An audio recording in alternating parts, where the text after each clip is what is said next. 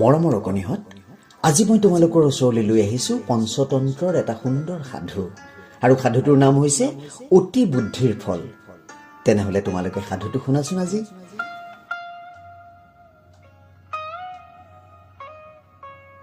এখন ডাঙৰ বিলত বিভিন্ন ধৰণৰ জলচৰ প্ৰাণীয়ে একেলগে বাস কৰিছিল। নিৰিবিলি এই বিলখনত মনৰ আনন্দত সিহঁতে দিন কটাইছিল। এই বিলখন ইমান দ আছিল যে 1-2 বছৰ বৰষুণ নহ'লেও ইয়াৰ পানী সম্পূৰ্ণ শুকাই নাযায়। এষাৰ কিংবদন্তি আছে, য'ত চিকাৰ তাতেই চিকাৰী। বিলখনত আছিল প্ৰচুৰ পৰিমাণে মাছ, বেং, শামুক, কেঁকোৰা আদি। আনহাতে বিলৰ পাৰৰ গছবোৰত বহুতো বগলীয়ে বাহ বান্ধি আছিল। উদ্দেশ্য মাথো এটাই আছিল, আৰু সেইটো হ'ল মনৰ আনন্দত উটি বুৰি ফুৰা এই বিলৰ মাছ, বেং আদি সুযোগ পালেই ধৰি ধৰি খোৱা। তপস্যাৰত ঋষিৰ দৰে এটা ঠেং তুলি হেন দৃষ্টিৰ চাৱনিৰে ধ্যানমগ্ন হৈ ৰৈ থাকে। পানীৰ ওপৰলৈ কোনোবা উঠি আহিলেই তাৰ ৰক্ষা নাই। এইবোৰৰ ভিতৰত এটা বুঢ়া বগলী আছিল। বহুত বয়স হৈছে তাৰ। বয়স বেছি হোৱাৰ বাবে সি বেছিকৈ চলা ফুৰা কৰিব নোৱাৰে।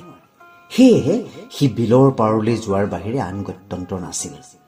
নোখোৱাকৈতো আৰু কোনো বাচি থাকিব নোৱাৰে। বাচি থাকিবলৈ হ'লে খাদ্যৰ প্ৰয়োজন।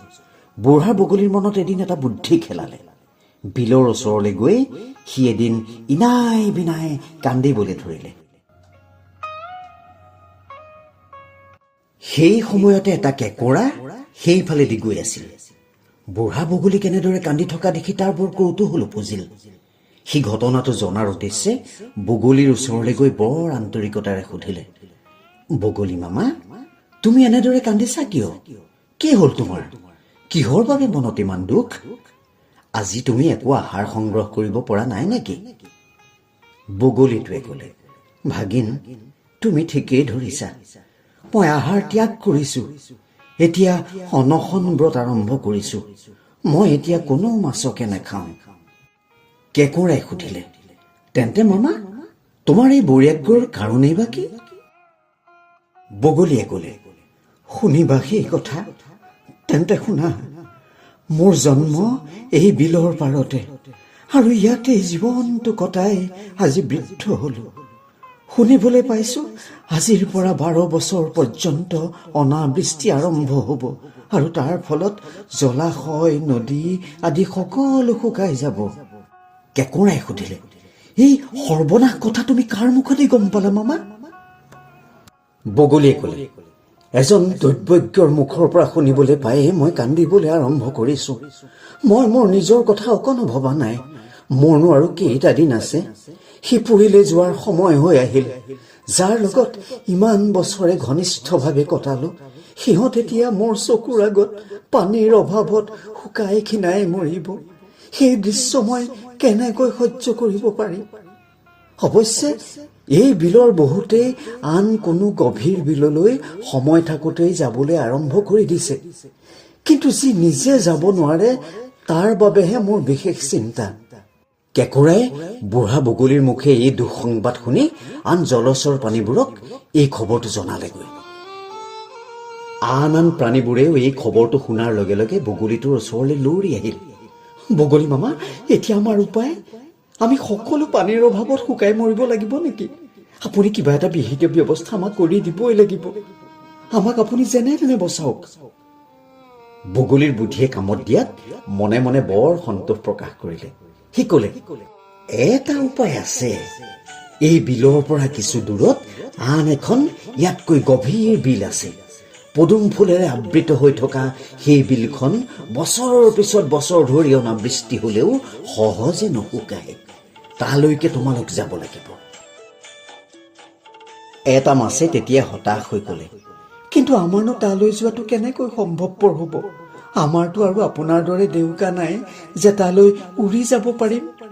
এই মাটিৰ ওপৰেদি ইমান দূৰ বাট যাম কেনেকৈ? বগলীয়ে ক'লে, তোমালোকে ভাবিছা নেকি যে এই কথাষাৰ মই নভবা নিচিন্তাকৈ ক'লো বুলি? তোমালোকৰ বাবে মই এই বুঢ়া বয়সত প্ৰাণ দিবলৈকো প্ৰস্তুত আছো।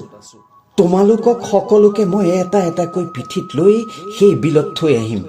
তোমালোক সকলোৱে এই ক্ষেত্ৰত মান্তি আছা নে নাই কোৱা? সকলোৱে পানী শুকোৱাৰ ভয়ত আগ ধৰি যোৱাত ব্যস্ত। তেতিয়া বুঢ়া বগলীয়ে এটা এটাকৈ সকলোকে লৈ যোৱাৰ প্ৰতিশ্ৰুতি দি এটা এটাকৈ পিঠিত লৈ গৈ জলাশয়ৰ পৰা কিছু দূৰৰ শিল এটাৰ ওপৰত বহি মনৰ আনন্দত খাবলৈ ধৰিলে। এইদৰে বহুদিন পাৰ হ'ল। কেঁকোৰাই দেখিলে সিটো এতিয়ালৈকে যাবই পৰা নাই। সেয়েহে এদিন সি মনৰ দুখেৰে বুঢ়া বগলীক ক'লেগৈ, মামা, তোমাৰ লগত মোৰে প্ৰথম কথা হৈছিল, অথচ আজিলৈকে তুমি মোক ইয়াতে পেলাই ৰাখিছা। তুমি ভাবাচোন, তোমাৰ এয়া সুবিচাৰ হৈছেনে? বগলীয়ে কথাটো শুনি ভাবিলে, বহুদিন ধৰি একেৰাহে মাছ খাই খাই মুখখন একেবাৰে অৰুচি হৈ পৰিছে। গতিকে এই সুযোগতে মুখৰ সোৱাদ সলাব পাৰিলে ভাল হয়। সেয়েহে বগলীয়ে ক'লে, এৰা, কথাটো বৰ অন্যায় হৈছে। ঠিক আছে, তুমি এতিয়াই মোৰ পিঠিৰ ওপৰত বহি লোৱা, তোমাক এতিয়াই তাত থৈ আহোঁগৈ। বগলীৰ পিঠিৰ ওপৰত বহি কেঁকোৰা উৰি গৈ থাকোঁতে দূৰৰ পৰা শিলটোৰ ওপৰত মাছবোৰৰ কাঁইট আৰু তেজৰ দাগ দেখি ভয়ত শিয়ৰি উঠিল আৰু বগলীক সুধিলে, মামা, আৰু কিমান দূৰ? ওচৰে পাঁজৰে ক'তো বিল নাই দেখোন। সেই শিলটোৰ ওচৰলৈ কেঁকোৰাটোক বগলীটোৱে লৈ গৈ ক'লে, বিল মামাৰ পেটৰ ভিতৰত আছে, এইবাৰ তোক ইয়াত পেলাই দিয়া হ'ব। বগলীটোৱে ভাবিছিল কেঁকোৰাবোৰ জলচৰ প্ৰাণী, সেয়েহে হয়তো পানীৰ ওপৰত সিহঁতৰ শক্তি অচল। সেয়েহে কেঁকোৰাটোক মৰাৰ আগতে বগলীয়ে তাৰ মনৰ কথা কৈ পেলালে। কেঁকোৰাটোৱে লগে লগে বগলীটোৰ মনৰ ভাৱ বুজি পালে।